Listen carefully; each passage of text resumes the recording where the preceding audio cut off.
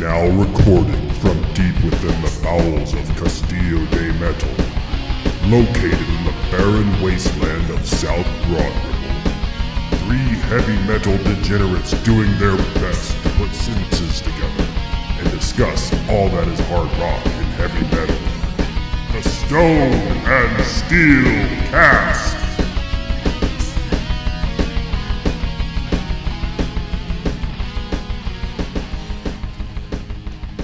All right, welcome everybody to the very first episode of the Stone and Steel Podcast here in Indianapolis, Indiana. My name is James Yarnell. I'm here with Brandon Moss, and remotely with us is one Patrick E. O'Connor. And we've all known each other for quite a few years now. I've known Pat for, over a decade, I think. And we're real excited to start this. We're going to see how this goes. It's kind of, I know it's my first foray into podcasting, and I'm sure it is Pat, and Brandon's kind of a veteran. Kind of not. We just decided we were sitting around, and we play in a band together, and all we do all day at work is talk about hard rock and metal. It's basically our obsession, and almost to a fault. And we thought, well, we like talking about this so much, we might as well record it and put it out there for people to listen to and maybe give us some feedback. So we thank you for listening. We hope we can do this for a while. We want your feedback for sure, and we're going to post all these on Facebook, on Twitter, and we want to really get conversations going. So I guess at first, it's the first episode, so we should probably introduce ourselves and give some background. So Pat, you want to go ahead first and tell us, what got you into hard rock, metal, some of your favorite bands, and, why do you love that genre of music so much? Yeah. Thanks, James. It's great to be a part of this. Like James mentioned, we've all known each other for quite some time. James and I have been playing music together since 2004. So that's 12 years. So, but going back before that, I was into hard rock and metal as a kid. My parents were both kind of hippies in the 60s, and my dad especially had a love of music, and so as a child, I kind of got exposed to music, and I got exposed to some of the more rock-oriented bands that were going on, in the 70s and into when I was born in the late 70s. So that's kind of where it all started for me, and then I kind of became of age there in the 80s, and that was just always the music that appealed to me. A lot of that being that MTV was on the rise, and you got to see a lot more of that. Not only just the hair metal, but I learned about bands like Metallica. I can remember when And Justice for All came out. It was the first album after Cliff Burton had died, and I got to see the video for One, and I just really became obsessed with that kind of music. And then as I got into high school, and I just was never really into the grunge scene, that was going on at the time, with the bands that were there. Even though looking back on it, I respect them. And there were a couple of bands that I really liked during the 90s. I liked Alice in Chains. I was a pretty big fan of Pearl Jam, just because of, Mike McCready, played fast. Jerry Cantrell played fast. They were kind of on that edge, not more so as they went on. But so it's just kind of always been there for me. And then honestly, starting to play again with James in 2004, and I can remember we would just kind of trade back and forth, and I'd say, hey, have you heard this band? And James would say, hey, have you heard this band? And so it kind of all culminated at that point, and meeting Brandon and his wealth of knowledge on everything in hard rock and metal. So I love it for a multitude of reasons, but probably the biggest is just because I get so frustrated with when I hear pop and country, and I know that 99% of what you're listening to, someone else has written, and somebody else has taken all the glory for it. If you look at the metal genre and the hard rock genre, that's not happening. That people aren't writing songs for other people. Occasionally you'll have it, but and then the intricacy of it, the musicianship involved with it, and just it's always appealed to me. I mean, it's there are other bands I like. Everybody, you guys know I'm a huge Bruce Springsteen fan, but that's more on the lyrical level. As far as I'm a big fan of lyrics, it's why I'm a big Rush fan. I like Rush because of the stories that they tell in the music and everything like that. So, my favorite bands, kind of going back to when I was a kid, I kind of became obsessed with Eddie Van Halen, and so I've followed Van Halen throughout those times, and Iron Maiden, Judas Priest, and Lizzie, Dio, Accept, especially the new Accept albums are just incredible. The newer Accept albums. Some of the newer bands I like, I love the latest Volbeat album with Rob Caggiano, and I can't wait to hear the next one. I'm super excited about that. And then there's a whole list of them. Probably one of the standouts would be Jorn. I love Jorn. Absolutely love him. And then of course what he's done with Russell Allen and Alan Landy. I think those albums are just phenomenal. Those 4 albums they've done are just great albums musically and lyrically, and so that's kind of where it all started for me, and I love it. All right, thank you, Brandon. All right. Well, what got me into hard rock and metal? I was probably 8 or 9 years old, and my friends and I would all get together and we'd watch Headbangers Ball religiously. And I know I'm the first person to ever make the observation that MTV doesn't play videos anymore. Nobody's ever said that. That hasn't. You're right. But it all started with Headbangers Ball, and it's what introduced me to a lot of my favorite bands. And rather than rattle off on all, I have got so many favorite bands that I really just want to talk about the bands that really introduced me to this music I love so much. And just like Pat said, Van Halen. I discovered David Lee Roth first. Really? I discovered David Lee Roth and his Eat 'Em and Smile band first. Wow. Well, I was about 8 or 9 years old, and David Lee Roth with the makeup on in the Yankee Rose video used to scare the hell out of me when I was a little kid.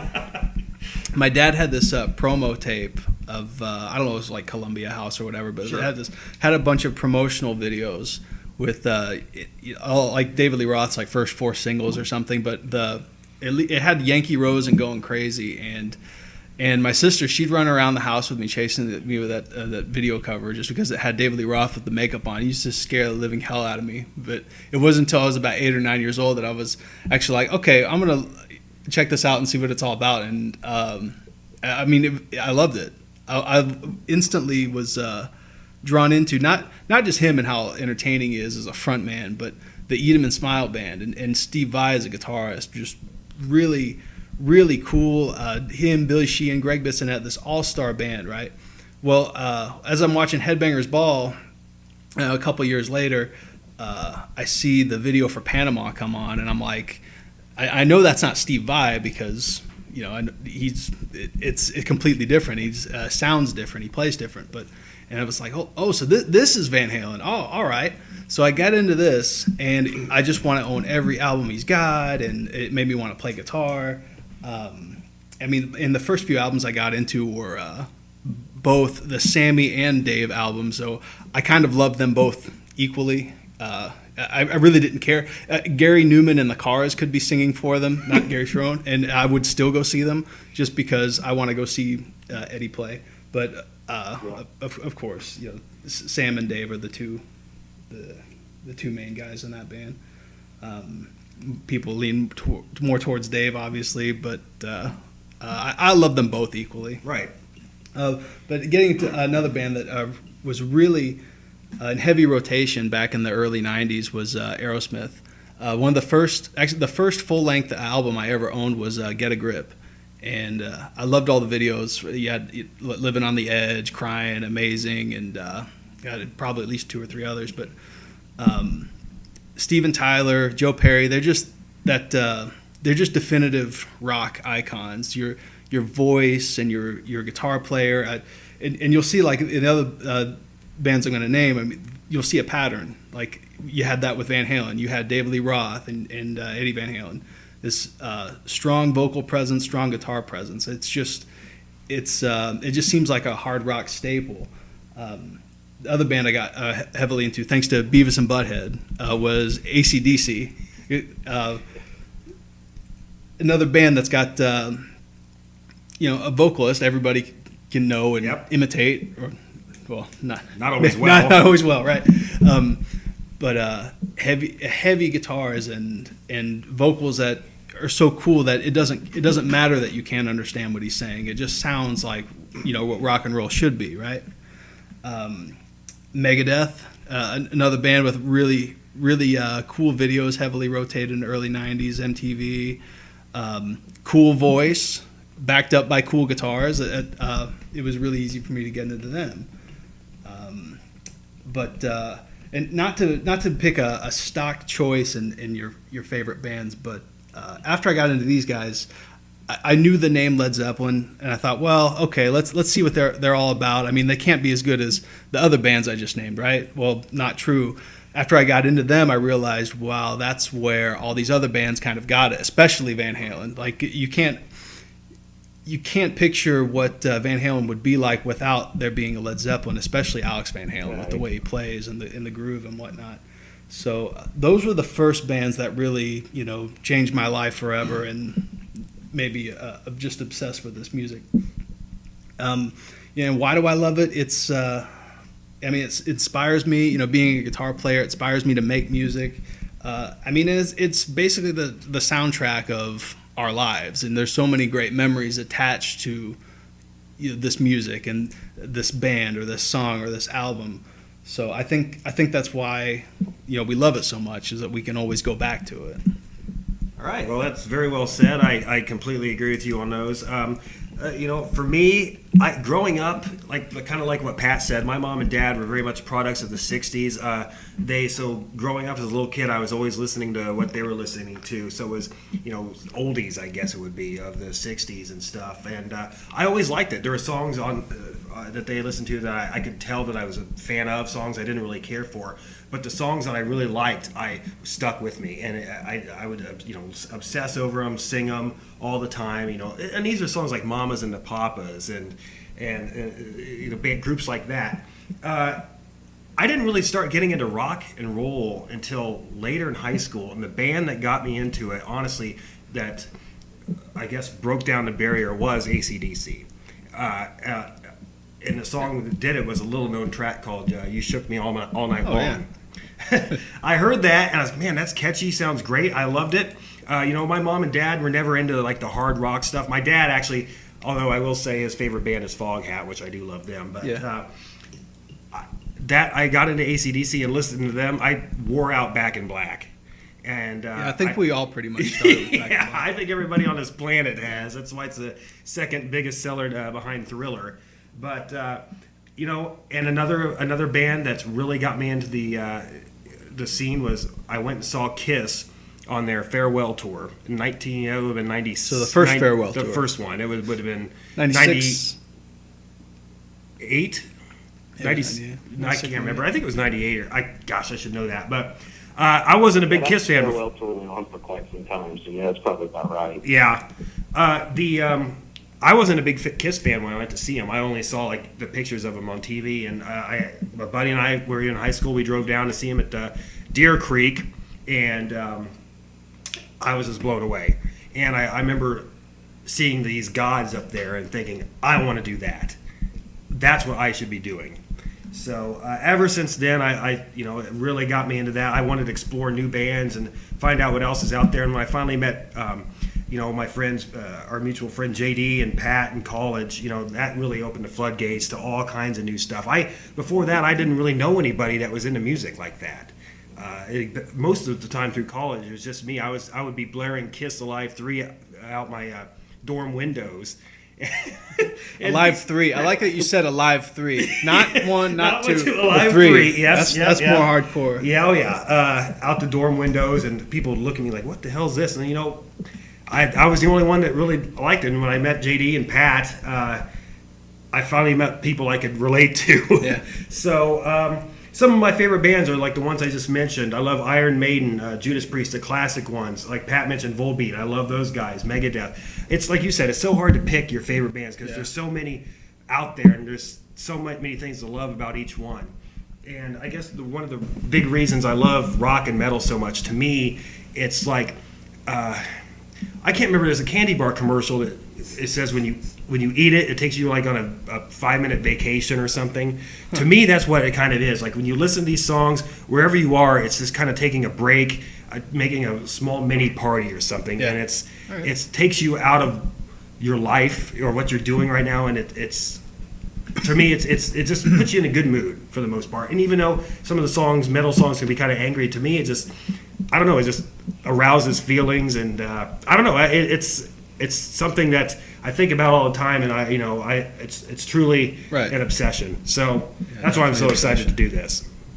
So that's it with the introductions. Thanks, guys. Let's go ahead and get going. First up on the docket tonight, this was kind of a good topical point. The GNR reunion. Guns N' Roses evidently are getting back together. It's confirmed. Axl/Duff, and is that it?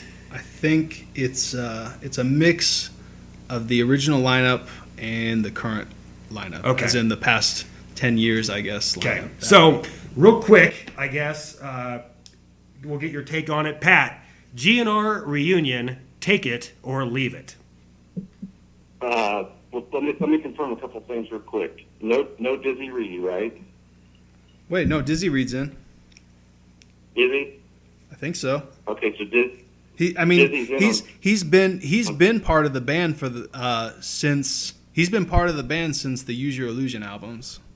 Right. So, but he is on this current one. I don't know why he wouldn't be. I don't know why they'd replace him. At the time of recording, that is unconfirmed, but we think it is. Actually, at the time of recording this, it's still unconfirmed. Like, that's true. We're going off of a signed drumhead. Yeah, that's true. That's true. Another thing, like what is confirmed good. and not confirmed, because the first few headlines that came out when it was still rumors, I guess it is still rumors. When it was the very first rumors came out, all the blabbermouth.net headlines were original lineup getting back together, and the thing is, what does original lineup mean to you? Because to the casual fans, might say original lineup. Oh, I just want to see Slash and Axl together, and that's just 2/5 of the band. And less than that, the number of people that have been in the band for God, how many years now? Yeah, I don't know. Yeah, I mean, we've talked about this, but I'm leaving it. I don't have any desire to see it. I can understand where the casual fan's coming from, and I realize there's some circumstances that are possibly out of Axl and Slash's control, and one being that Izzy Stradlin has been pretty recluse for the last several years, so. You don't know, and we don't know. Did they reach out to him to bring him back in? As an original member. He's played on stage with the current lineup a few times, though. Oh, has he? Yeah. Okay. Yeah, I think so. Yeah, so, but to me, when you talk about the original lineup, I mean that includes him. That would include, Duff and Slash, Adler. And Steven I Adler. always forget the. Well, Steven Adler, the guy. Steven Adler, yeah. The guy who's been, if anybody who's wanted this reunion at all, it's been him. It's Steven Adler, right? Yeah, and then like Eddie Trunk said, he can still play. He does the Guns N' Roses tribute shows, and he's done other things, and so I don't have any desire to see it. And you go even further, if you can't get Izzy Stradlin, then why wouldn't you get Gilby Clark, who, was, part of the Use Your Illusion tour and then was on the Spaghetti Incident and, who is very active. Who could jump right in there. But, honestly, when it comes down to it, I can't see this as being about anything else than money. I really can't. I really think that this is money, and like Brandon said, this is for the casual fan that remembers Guns N' Roses. I didn't say that. Well, no, you said that 2/5 of the band is for the casual fan. Yeah. Right. Yeah, I mean, and I guess that's just my take on it. I think that I think it's really just about putting it together. I can't see it going anywhere. I know that they said that Slash told the Conspirators, from his band that they've got 2016 off. Does that mean they are going to play some shows? I really can't see it going anywhere past just a reunion tour. But like for me, somebody said this, might have been James, but I'd rather go see Slash with his band, with Miles Kennedy singing. Yeah, I said that. And like on the new live album, I mean, Todd Kern, the bass player, he sings "You're Crazy." I mean, he sings it perfect. I mean, it just sounds amazing. It sounds like a live Guns N' Roses record. And so, that's my take on it. I'm not. I have no interest in it. So Pat, I don't think it's a. Pat will he leaves it. Yeah. Brandon. I'll take it, and here's why. Yeah, it's not. You're right. It's people are really in. A lot of people are in this for the Slash and Axl reunion. That's fine, but don't leave out Duff. I mean, he's a big part of this too. But I take it because there's a possibility for new music with Slash, Axl, Duff, and the current members of Guns N' Roses. And I'd like to hear that. I love Miles Kennedy. I love the Conspirators. I saw them when they opened for Aerosmith in Chicago. It was phenomenal. And yeah, Miles sounds excellent singing Guns N' Roses tunes. I'm totally fine with that. I'm willing to give it a shot. Would it go somewhere? I mean, well, they all have separate careers anyway. So I think it could go somewhere, but they would take time off, and then he'd do the conspirators thing. Duff would do his band. I keep on calling it Loaded, but that was the album he had come out. And anyway, yeah, Duff's got a band. The other members of the they got their own things going, and I mean most of these bands have several side projects going anyway. So I think it could be a good thing. Especially when you look at Chinese Democracy. I mean, did you like anything on Chinese Democracy? There were a couple tracks that were decent. I mean, you go back to it. I mean, I was in high school when the Use Your Illusion albums came out. I mean, I was in grade school when Appetite came out, and so. It's not the same, but I mean, I gave it a listen, and I tried to be as, unobjective as I could be, and, it's not something I keep in rotation by any means, but. So how would you feel if Slash made some new music with Axl? Yeah, I mean, how would I say that again? How, like, if Slash were to make some new music with Axl, I mean, do you think that would be worth listening to, or you don't have no interest in checking that out? Yeah, no, I'd listen to it. Yeah, like I said, I mean, I just wish it was the full band. I just wish it was the whole band. But yeah, I mean, I think all the hardcore fans agree. Phenomenal. Yeah, I think all the hardcore fans agree that we'd like to see them all get back together, at least for a one-off. Because like I said, Steven Adler, he wants this more than anybody. All right. Yeah. Brandon says he takes it. All right, so, I was thinking about this, and we all can agree that I think ticket prices are going to be astronomical to see them. Oh, yeah. I'm going to say I'm going to leave it because I agree with Pat. Personally, I think this is one big cash grab. I think these guys have sat around together. I still don't think they could probably stand each other, and they're just brought them in together and said, you guys stand to make a lot of money doing this. If you can just get along for a few shows, it's going to be one of the biggest tours probably on the planet Earth ever. And, you're set. Which these guys already have enough money anyways. But I'm leaving it. To be honest with you, I've never been a big Axl fan. Back in his day, he could sing pretty well, I guess. But just hearing the stories of what a jerk he is, and going on so late and everything, and I'm probably going to get some feedback on this. Well, there goes our chance of getting an interview with him. I'm probably going to get some feedback online for this, but I would put the new Slash albums up there with any of the Guns N' Roses albums. I would say there's songs on the new Slash albums that are just as good as, if not better than, like Night Train or any of a lot of the songs on Appetite. I just think they're that good. These new Slash albums are unreal. He's got a great thing going. I would rather see him sing with Miles Kennedy any day. I see why they're doing it. I really think it's for the money. I would if they were in town, tickets were $20. I would go just for that. Well, you'd have to go. Yeah. Hey, $20. But I'm not going to pay. Yeah. Wait. What legendary band is playing for $20, James? With the controversy. It could be worth going to see just to see what happens on stage. See if there's a meltdown. Absolutely.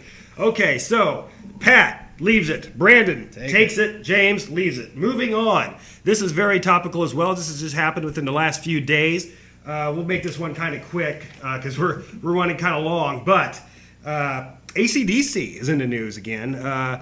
Evidently, Jim Brewer is friends with Brian Johnson. Have you heard about this? Have you read about this? And he evidently Brian Johnson, allegedly Jim Brewer is saying that Brian Johnson is felt kicked to the curb by AC/DC. Now we all know that if you haven't heard, Brian Johnson was told by a doctor that he needs to skip the next 10 shows. They have a whole series of concerts lined up, and he was told that he needs to sit these shows out, or else he'll suffer complete deafness because of racing cars, which is kind of ironic since he's in AC/DC. Well, you wouldn't think that'd be the reason, but so this is kind of a scandal. It comes out, Blabbermouth reported that it's a big deal. Brian Johnson feels kicked to the curb by AC/DC. A few days later, maybe even a day later, Jim Brewer It was less than 8 hours. Yeah, it was. Yeah, Jim Brewer comes out and says, "Hey, he didn't say this verbatim. I kind of blew it out of proportion." So, not to go on a tangent, they do this all the time. So we as fans need to look at these headlines and realize, okay, maybe there's a little bit more to the story. One thing we got to realize is that the way in which, we don't get these stories on CBS on TV, so we should. Agreed. We get our we get our news on these bands from social media, primarily from the internet, which are very sensationalist. And so, you always have to take what you read about these bands with a huge grain of salt, because they're just looking for clicks. And so, and this kind of brings up a larger topic that maybe we can debate at another time is sensationalism in these stories. But that's just news in general. Yeah. But yeah, you're right. That's a whole other podcast, I bet. Pat, what's your take about all this? Yeah, I'll wait till we get an official statement from the band. Yeah. If you look at Twitter, there's I forget the lead singer of Crocus. He's Mark Storace said that if he gets the call, he'll take the job.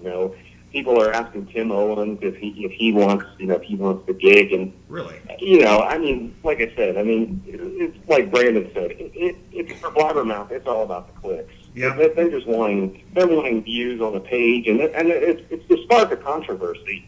And Jim Brewer's podcast wasn't even available until today, and this story posted 2 days ago, and people are. And then, like you said, Jim Brewer comes back on, and says, "Oh well, now, I may have over-exaggerated a little bit." I believe him when he came back. But Brewer is a huge AC/DC fan, and he's a huge Brian Johnson fan. So, and a friend. He's got the connection that he can talk to him. So, you just don't know. There may be some truth to it. Yeah. The band, and you can't blame the band if they say, if they want.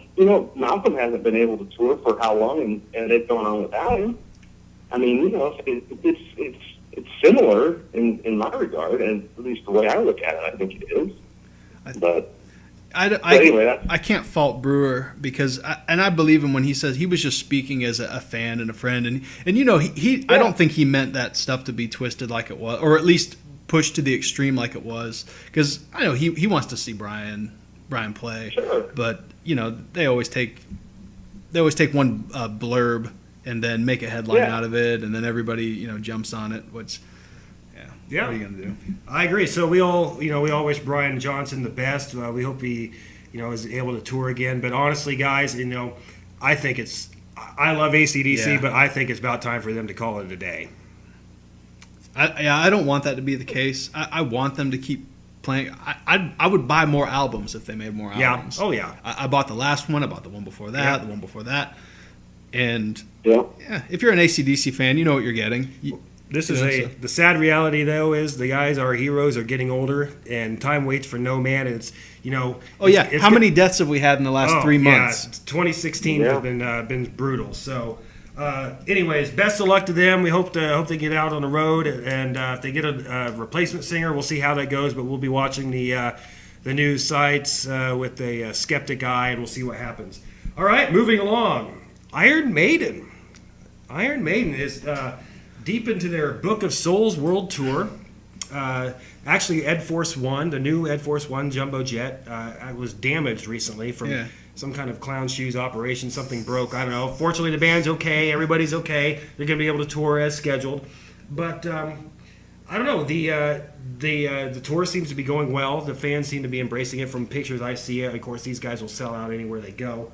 I guess one thing I want to bring up about this band, and this, when a lot of times when people talk about Iron Maiden, this comes up is there seems to be a kind of a divide in the fans. Like when I'm online, I'm reading comments from people on Facebook and such. There seems to be a lot of people who only listen to the old albums, and by old albums I mean pre-2000, pre-Brave New World, and some people who really embrace the new ones as well. I think all Maiden fans embrace all the albums, but some guys just do not embrace the 2000 to all the way up to Book of Souls. So, what are your thoughts on the Iron Maiden albums prior to 2000 to 2015, Pat? You want me to compare which do I like best? Or Yeah, you Well- can say that, or just like, yes. I mean, they're all great. They're all great. I'll have to go with the classic albums, and the only reason is because of just the phenomena that it was, and just I guess just the impact they had on not only me, a generation of people. But, I mean, everything they've done from Brave New World forward has been incredible. I mean, the musicianship is amazing. And, I mean, Bruce still sounds like he did in 1985. I mean, he sounds amazing. And so they're all albums. But for me, if I had to pick one, if you told me you can take two classic Maiden albums. You could take a classic Maiden album and a new album on a desert island. You can only pick one of those. I mean, I would have to take their classic album. I would have to take Power Slaves. Even though I love everything they've done. The new album it's incredible. I mean, it's like every song you just keep listening. You just keep getting better and better. That's a brutal decision. I'm going to have to take the old albums just because of just the history with them. Okay. Now, in 20 years, I might say Book of Souls is their best album ever. Right. But I think for me, it has to marinate a little bit. Okay, Brandon. Oh, I think it says a lot that a band this late in their career can make such a strong album. Oh, for sure. Let alone a strong double album, which how many tracks on there were around the 10-minute mark, or 7 to 10 minutes? I think most of the tracks were about in that range, right? Yeah, I think Speed of Light's the only one that's not. Yeah. As far as like picking which I like better, I really can't do it because I mean I'm a prog metal guy anyway, so I'm totally fine with them playing longer songs. I love Seventh Son of a Seventh Son, which I consider to be the most progressive out of their earlier albums. But I embrace old Maiden and new Maiden, which I think most hardcore fans do anyway because they get it. Which is why I don't understand the controversy. To me, there should be no controversy with the set list issue. Is I feel like if you go see Maiden at a show and you're a fan, maybe you're tired of hearing Number of the Beast every night. Maybe you're tired of hearing Run to the Hills every night.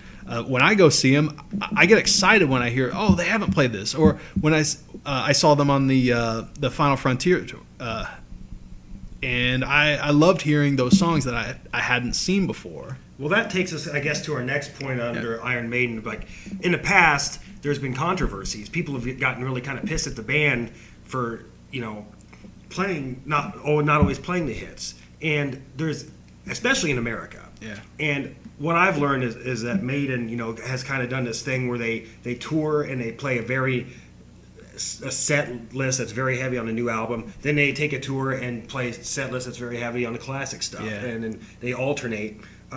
A lot of people they don't like that, especially in America. They always want to, Americans are notorious for only hearing songs that they know, only want to hear the hits. That's why Indianapolis loves freaking cover bands so much. But that's another topic for another time. But I think I'm like you. I agree. I like to hear the songs that you wouldn't normally hear because we have all the DVDs. You can hear those songs. You can see them playing that live all the time. But it's the stuff that makes the show unique. The songs, the rare jewels. Yeah. The Book of Souls World Tour. They're doing that. They're playing. Absolutely. It's very heavy with the new album, which I love. Yeah.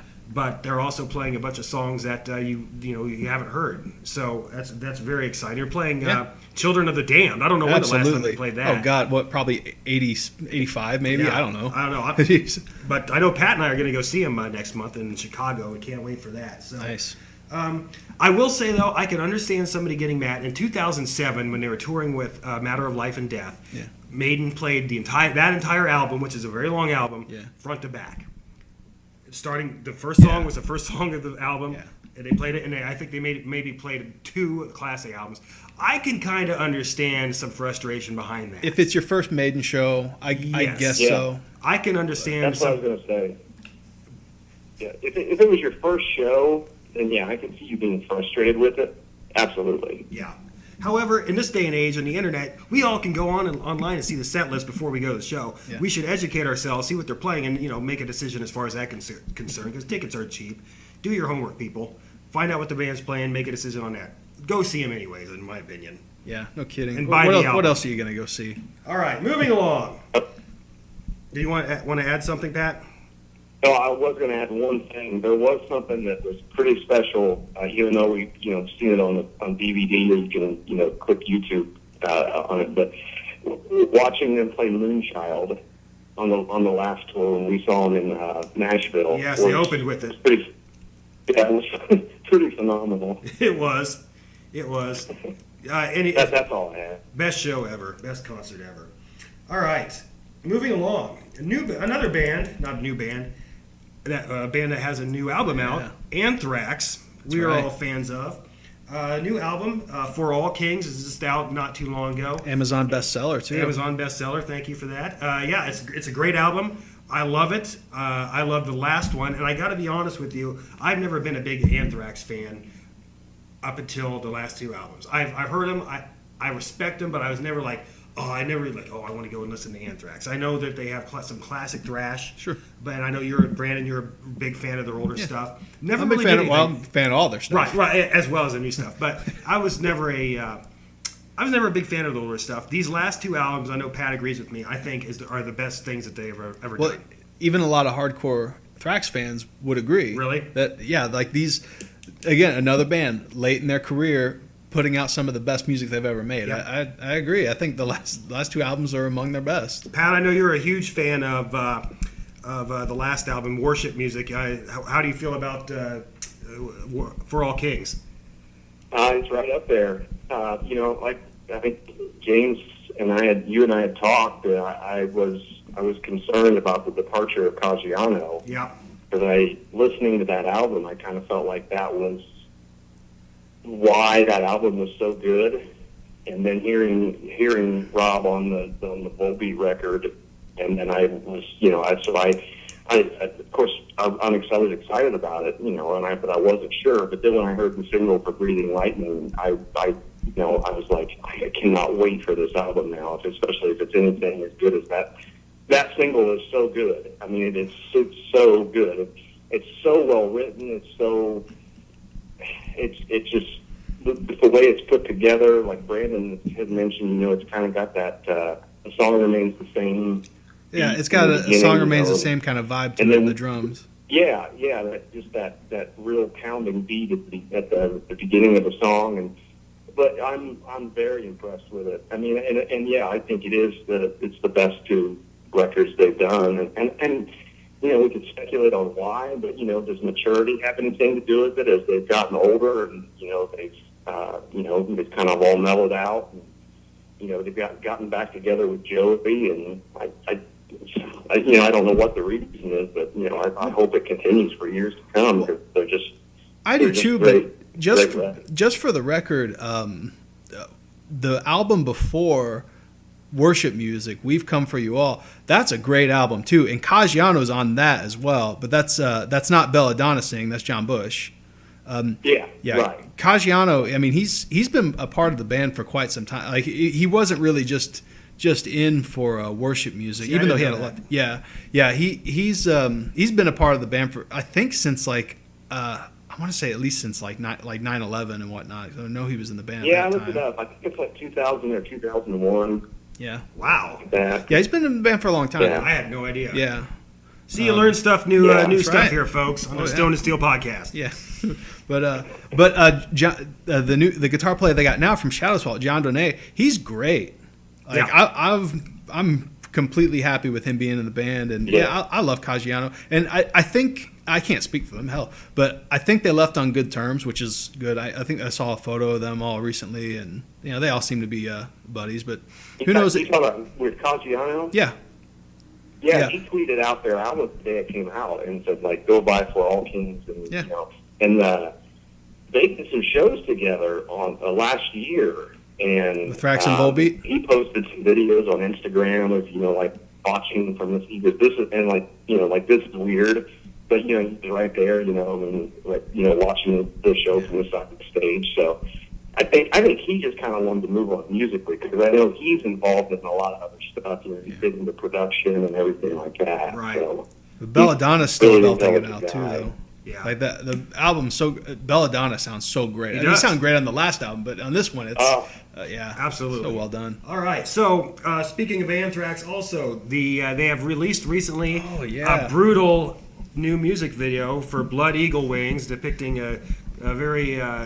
It's a little bit brutal. It's a very brutal. A little bit violent. As Pat said, I don't think they're going to be showing that on VH1 Classic anytime soon. But if you haven't seen it, check it out. It's on YouTube. It's definitely worth a watch. Do it at work. Don't do it at work. Watch it with your families. Yeah, watch it with your kids. So this brings about the question: music videos, and we're kind of up against it. So let's not take too long here. But are music videos? Would you say they're still relevant today? I know back in Pat and Brandon, you guys used to watch them back all the time. I didn't have cable, so I didn't get to see them. But when you were young, you watched music videos. It got you into the bands. It didn't have much of an effect on me. Today, though, do you find they're still relevant? Personally, I think there's a place for them. Although they don't really play them on TV anymore, you can get them on YouTube. Yeah, and you can. That's where the place is for them. Yep. Absolutely. And so I think they definitely have a place. It's totally different than how videos were back in the day. But I don't know. I think they're very cool. If you're a fan of the band, you're going to go watch the video. I don't know if they're used to attract new fans as much as they might have used to back in the past. I think they're mainly made for the fans of the band already. Yeah, could be. Brandon, what do you think? Well, relevant is kind of a tough word to put in there. True. Because look at the type of music we listen to. A lot of people, well, it's not relevant. Kanye West is relevant, and right. I don't think anyone gives a. You know what I'm saying. But relevant, I don't really care. But I definitely use YouTube and videos to check out the bands I like now and to discover new bands. So in that sense, it's relevant to me as a fan. Yeah. Okay, Pat? Yeah, I kind of agree with Brandon there. I mean, I don't think lot of people into. But I honestly, looking at it and looking how many views that video has gotten, I think it was a really smart business decision for Anthrax to do that video, and then I think honestly to release it, as the album was released or a couple days after, I think it could have a really, it had a really strong impact on why the album sold so well in its first 2 weeks. Possibly. And so the relevancy is that I hope more bands do it, not only so I can see it, but I hope more bands follow that business model because the video is so off the charts, it's like nothing would have, I just clicked on it. I was like, oh, cool, they made a video for it. And I was like, holy shit, this is a horror movie. This is basically chronicling the 200 worst ways to die. Yeah. But it's such a good video. And it's creepy. And, Yeah, Slayer just had one recently, too. Turn it off. I couldn't turn it off. There were a couple times I was like, oh, well, it's bad. But, so not that I hope more bands do that shock value of it, but I hope they do release something that is, kind of off the charts like that, and to help their album sell. All right. I think that's great. All right. Yes, I agree. So, Anthrax new album For All Kings. Buy it. Don't download it. Check it out on Spotify if you want, but buy the album. For as long as you're going to hear this podcast. Don't even check it out on Spotify. Just buy it. For as long as you're going to hear this podcast, you're going to hear us to tell you to buy the album. Support the artist. If you want them to keep doing what they're doing, give them money. It doesn't cost that much to buy an album anymore. Absolutely. So just buy the album. All right. Now it's time for our picks of the week. We're going to do this every time we do this. We're all going to pick an album that we like, that we think maybe our listeners haven't heard of, or we think the listeners would like to check out. So I'm going to start. We're going to do this every week, and the album I'm selecting this time. What do you got there for us? I am picking the new Primal Fear album. Ooh. And so some of those of you who do not know who Primal Fear is, they're a German metal band, I guess a power metal band, you could say. Phenomenal. Pat actually introduced me to these guys a few years back, and I just love everything that they do. Kind of very Judas Priest influence, you could tell. Yeah. Just phenomenal musicianship. I've seen them live here in the States. Definitely worth checking out if you're a fan of Priest, Accept, any of those bands. Yeah. The new album Rule Breakers just came out not too long ago. Another very solid release from them. Check it out. I can't recommend it anymore. Brandon, your pick. Oh yeah, I got. It came out at the end of 2014, and I discovered it at the end of last year, and I just loved it. And as soon as I discovered it, I couldn't stop listening to it. It's a band by the name of Maverick. Their album is called Quid Pro Quo. They're a young group of guys. Oh, absolutely. Yeah, they're a young group of guys from Belfast, Ireland. Great songs, great hooks, great guitar playing. That's kind of what drew me in first. The title track, really cool guitar riff, but the whole album, top to bottom, is just great. I heard some people compare them to Skid Row a little bit, and I kind of see it, but I think they're enough of their own thing that they don't sound like a rip off or anything to me. I think they've opened for Y&T and Winger over there. Yeah, and I think they've only been around for a few years or something. Right. I could be wrong, but great band. Check them out. They've got a new album coming out pretty soon. I can't wait to check that out. So Maverick, Quid Pro Quo, go check it out. All right, check it out. It's on Amazon. All these are on Amazon. You can get them super easy. Yeah, we'll post the links. Yeah, we can post links as well. All right, Pat. All right, well, I got two albums because I just couldn't decide. Whoa. Oh, wait, hey. No, go ahead. So my first one is I want everybody to check out a band called Unisonic. And I want you to check out their first album, which is called Unisonic. Unisonic for those. Oh, Unisonic for those listening. It's kind of hard to hear you there for a second. Oh, go ahead. Yeah. So Unisonic, and it's a bit of a super group, but it's also kind of like a Halloween reunion. So it's Kai Hansen on guitar and Michael Kiske on vocals. And they have two albums out right now, and the rumor is the word is that they're working on a third. So it's a great album. it's Halloween-esque, but it's got some more some more melodic tracks in there, and then also almost just some more. I'm probably wrong in saying this, but almost like a kind of like a bluesy feel to it. I mean, it's metal, but it's just such a departure from when those guys played before in Halloween. So, do you have an album pick of the week for them? Yeah, the album Unisonic. Okay, that's the name of the album? Okay. Yeah. Unisonic's first album was just called Unisonic. I've heard it. It kicks ass. Yeah, too. What's your other pick? Yeah. My other one is one that I've just kind of recently gotten into, but I think everybody should check it out. And it's a band called Heavy Pettin'.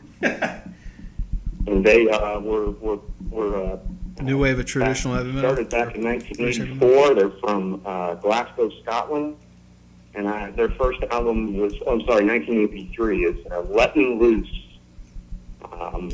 Very new wave of British heavy metal kind of feel to it, and that's what they were categorized when they came out. But great album. They had another album that came out in '85. I was listening to that the other day. I actually listened to it on Spotify and then actually ordered the albums through Amazon because I was like, I've got to have these.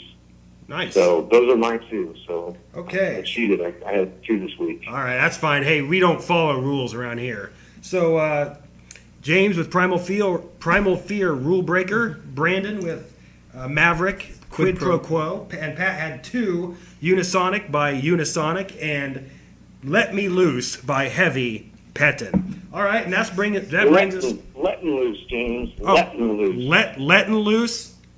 Oh, yeah. I'm sorry, Lettin' Loose. Okay, forgive me. All right, Lettin' Loose by Heavy Pettin'. All right, that brings us to our last segment of the first episode of the podcast. We hope you're still with us. This is called the homework period part, and I know you guys don't let that scare you. I know we all hate homework, but this is where each week one of us will pick an album. It could be a new album, old album, obscure album, well-known album, and we're going to all 3 listen to it in its entirety before we get together next week. And the next week we're going to discuss the last week's pick of the week. And I'm going this week, and my pick is the first pick of the week. First homework pick is by a band called a British band called Uriah Heep, and the album is 1982's Abominog. Oh, I haven't listened to it in its entirety, but I know what you're talking about. Yeah, it's actually their first kind of foray into heavy metal. You know, they had been around. It's their 14th studio album. It came out in 1982, so they had been around a while. Yeah. The album cover is wicked badass, and I've only listened to a couple of the songs, and it was a long time ago, and I remember thinking it's pretty cool. So that is the pick of the week, Uriah Heep, Abominog. We will post links to it online for everybody to check it out. We want you to listen to it, check it out, comment. If you like it, tell us. If you don't like it, tell us. And yeah, we just want to get started up some good conversations. We're going to be reading all the comments and looking forward to talking to everybody out there. And so, anybody have anything else to add? No, Pat? No, I think we hit all the only bases. just so the listeners keep on rocking out. Oh yeah, follow us on Twitter. Follow us on Facebook. Follow us on Twitter, Facebook. We're all in there. Check out Blue Luster. It's on Facebook, the band we've all played in. So we'll be pushing that quite a bit. So anyways, thank you for listening to our first podcast. We hope you enjoyed it. We can't wait to do it again. We hope to have many more to come. Oh, yeah. And so